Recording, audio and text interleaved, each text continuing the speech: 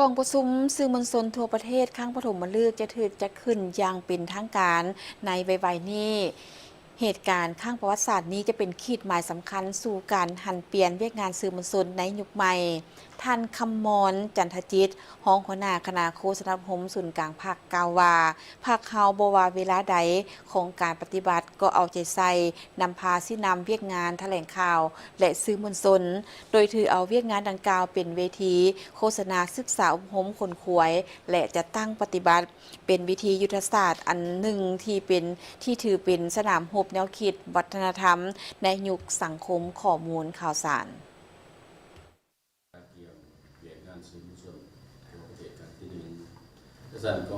ท่านคำมรจันทจิตห้องหัวหน้าคณะโฆษณาอบรมศูนย์กลางพรรคได้ให้สัมภาษณ์แก่โทรภาพแห่งชาติลาวถึงความสำคัญของกองประชุมสื่อมวลชนทั่วประเทศครั้งนี้ว่าเป็นครั้งที่ได้มีการจัดกองประชุมสื่อมวลชนในระดับชาติอย่างครบสุดภายใต้การชี้นำโดยกงจากศูนย์กลางพรรคโดยได้มีการประเมินคืนการจัดตั้งปฏิบัติมติของกรมการเมืองศูนย์กลางพรรคนับตั้งแต่ปี 1993 เป็นต้นมาเพื่อหวนคืนถึงความคืบหน้าในหลายด้านทั้งการปฏิบัติบทบาทของสื่อมวลชนพอเฮาเฮ็ดได้ยังไดการเคลื่อนไหวของกงจักรการจะตั้งพอเฮามีความเข้มแข็งขึ้นใดพอเฮามีความพร้อมแนวใดทันแถวสื่อมวลชนบรรดานักข่าวนักเขียนวุฒิการศึกษาการเฮ็ดปฏิบัติหน้าที่ของสื่อสิ่งพิมพ์ของสื่ออิเล็กทรอนิกส์ต่างๆนี่นะพวกเขาได้มีความพร้อมแนวใดมีผลสำเร็จอย่างจะสันตีราคาในชุดนี้นี่กองประชุมสนิทจะตีราคาขึ้นทั้งด้านผลสำเร็จในการปฏิบัติหน้าที่แล้วก็ตีราคาทั้งด้านปัญหาที่พวกเราประสบอยู่หลังจากนั้นพวกเขาสิถอดได้บรรดาบทเรียนสำคัญในการเคลื่อนไหวเบียดงานสื่อมวลชนแต่ก็สิกำหนดทิศในตอนหน้าว่าพวกเขาจะสร้างการหันเปลี่ยนอย่างแข็งแรงดึกเชิงหอบด่านขึ้นแนวใดกองประชุมสื่อมวลชนทั่วประเทศครั้งปฐมฤกษ์จะถูกจัดขึ้นอย่างเป็นทางการในวัยนี้ภายใต้การชี้นำของศูนย์กลางพรรคซึ่งถือเป็นบาทเลียประวัติศาสตร์ที่สำคัญของวงการสื่อมวลชนลาวและการจัดกองประชุมในครั้งนี้มีจุดประสงค์หลักเพื่อทบทวนคืนพร้อมสรุปตีราคามากผลการเคลื่อนไหวเวียกงานสื่อมวลชนในระยะผ่านมากำหนดทิศทางในต่อหน้าเพื่อยกระดับเวียกงานดังกล่าวให้ทันกับยุคสมัยโดยมีเป้าหมายสูงสุดคือการสร้างสื่อมวลชนลาวให้เป็นมืออาชีพทันสมัย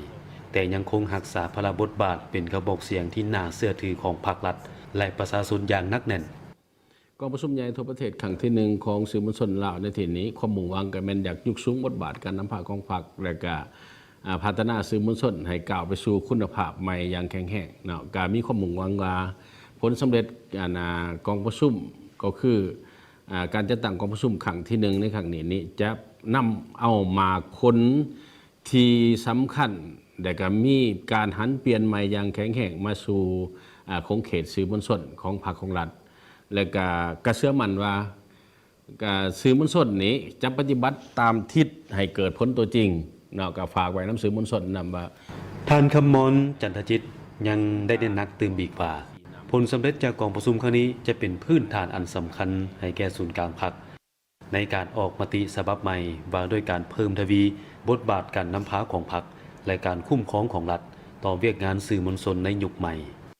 มติดังกล่าวถือเป็นเอกสารยุทธศาสตร์ที่มีความหมายสำคัญยิ่งในการกำหนดทิศทางและยกระดับเวียกงานสื่อมวลชนลาวให้สามารถตอบสนองได้กับความเรียกร้องต้องการของภารกิจปกปักรักษาและสร้างสรรค์พัฒนาประเทศชาติในสภาพการใหม่สื่อมวลชนคือโทรภาพแห่งชาติลาวเป็นกระบอกเสียงเป็นประตูข้อมูลข่าวสารทั้งภายในและต่างประเทศทั้งเป็นขัวต่อแก่ภาครัฐและประชาชนโทรภาพแห่งชาติลาวเฮ็ดสำเร็จตามหน้าที่ของตนในแต่ละระยะและเป็นหนึ่งในบรรดาสื่อมวลชนได้ยืนอยู่แนวหน้าในการโฆษณาเป็นกระบอกเสียงถ่ายทอดสู่สังคมได้รับข้อมูลข่าวสารต่างๆแสดงให้เห็นถึงพระหน้าที่ของสื่อที่ได้ยึดมั่นต่อจรรยาบรรณของตน